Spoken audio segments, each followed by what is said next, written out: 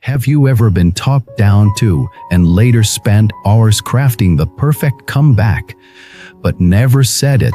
Have you ever felt the heat of injustice rising in your chest, but chose silence instead of shouting, only to wonder if that made you weak or wise? Welcome back to the channel. Today, we're taking a deep dive into the power of restraint, the invisible force behind people who move through disrespect without ever lowering their dignity. In a world that's louder, faster, and more reactive than ever, it's tempting to believe that power belongs to the loudest voice, the sharpest insult, or the most savage comeback. But here's what I want to tell you: true power is often invisible. It's the stillness behind your eyes when someone tries to provoke you. It's the clarity in your breath when chaos knocks at your door. It's the choice to preserve your peace instead of proving your point. This video is about what to do when you feel wronged, attacked, dismissed, or worse, underestimated. Not just how to respond, but how to elevate beyond it. Let's begin with a moment that changed someone's entire career. He was a mid-level executive in a logistics firm, sharp, professional, but quiet. During a major meeting, a senior manager jokingly dismissed her idea in front of everyone. "That's cute," he chuckled, "but let's hear from someone with more experience." The room laughed politely. He didn't defend herself, he didn't storm out. He just nodded, took notes, and waited. The following week, she submitted a proposal flawless in logic, clear in execution, and aligned with everything the team needed. It got approved quietly. 3 months later, when the senior manager was transferred, guess who got invited to lead the new division? Wasn't the loudest voice. Was the one with unshakable grace. Here's what we learn from Lee: sometimes the most powerful move is not to react, but to redirect. This doesn't mean you let people walk over you. It means you understand something bigger. Your energy is your currency, and not every insult deserves your investment. So why does silence work? Because it does two powerful things. It disrupts the game. Disrespect thrives on reaction. When you refuse to play, the other person loses their script. Grace centers your control. You don't give away your emotional climate. You remind yourself, I don't owe them my anger, and I certainly don't owe them my peace. But let's be honest, silence isn't easy.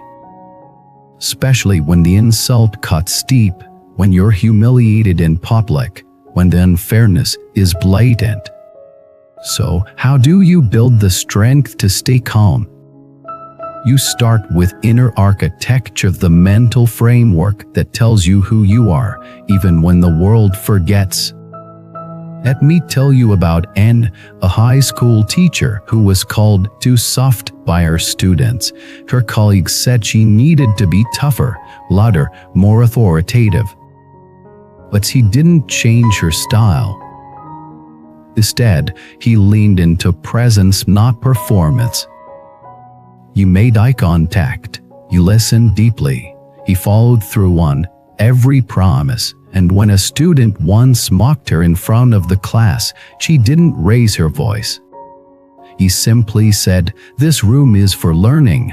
I'll wait until we're all ready." The silence that followed was heavy, but electric. The student looked down. The class straightened up. And by the end of the year, her students had the highest improvement rate in the district. Her authority didn't come from fear. It came from depth. That's the secret. When you've done the inner work, you don't need to dominate. You emanate. Let's pause here, because I want to clarify something important. Choosing silence isn't the same as avoiding conflict. It's not suppression, strategy. You're not running away, you're rising above. You're choosing the long game over the short victory. You're saying, I don't need to lower myself to your level to show that I'm above it. But what about situations that require confrontation? Let's talk about that. I had a freelance desire. Once had a client who consistently delayed payments and ignored boundaries. One day, he sent her a 2 a.m. message saying, "Need edits by morning. Urgent." He didn't reply. By 9 a.m., she sent this message. "Hi, I noticed you reached out late last night. As mentioned in our agreement, I respond within business hours. If this timeline remains urgent, we'll need to adjust the rate accordingly or schedule the next phase properly. Let me know what works best." Oh, emotion, or guilt, just structure. That's another form of powerful silence, written professionalism that makes your boundaries louder than your frustration. You don't always need to express anger to express standards. You just need to stop rewarding disrespect with access. Let me offer you a framework, the 3-tiered response system. When disrespected, ask, is it worth it? Will this affect my goals, safety, or values long-term? Is it recurring? Was this a one-time slip or a pattern? Is it strategic? Will a response protect others, shift culture, or realign dynamics? If the answer is no to author, you let it go, not because you're weak, because your vision is bigger than this moment. But if the answer is yes, then you respond. Not react, respond. What's the difference? Reacting is impulsive. Responding is intentional. Reacting needs to be seen. Responding needs to be understood. Let me tell you a short story about someone who almost lost everything because of one reaction. Xian was a rising content creator. One day, a critic posted a vicious comment that went viral, mocking his appearance, his voice, his family.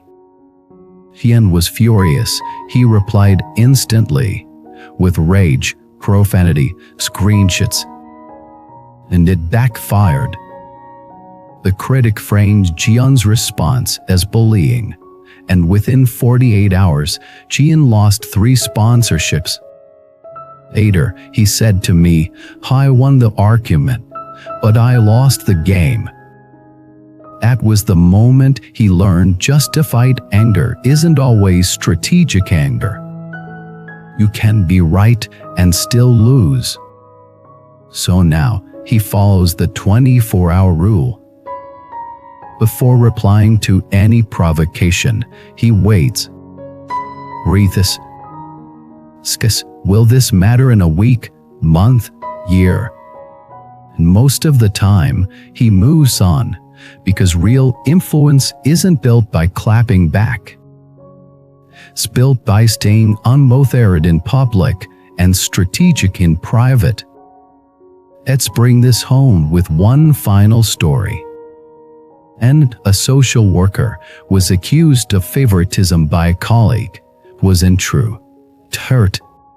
But instead of fighting back, she stayed professional. Documented her work. Showed consistency. Built allies. 6 months later, that colleague was let go for repeated violations. And then, he was promoted. Because the system noticed what he didn't say more than what he could have screamed. Where silence, when rooted in truth, echoes longer than any insult. And now, I ask you, where in your life have you been too quick to defend, explain, or react? Where can you pull back? not to retreat, but to regain perspective? Where can you stop feeding the drum and start building your dignity? Because in the end, your power is not in the volume of your voice. It's in the strength of your presence.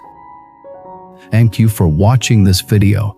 If this message spoke to something in you, drop a comment. What's one situation where you chose silence and it paid off? Like, subscribe, and share this with someone who needs a reminder not every battle deserves your sword.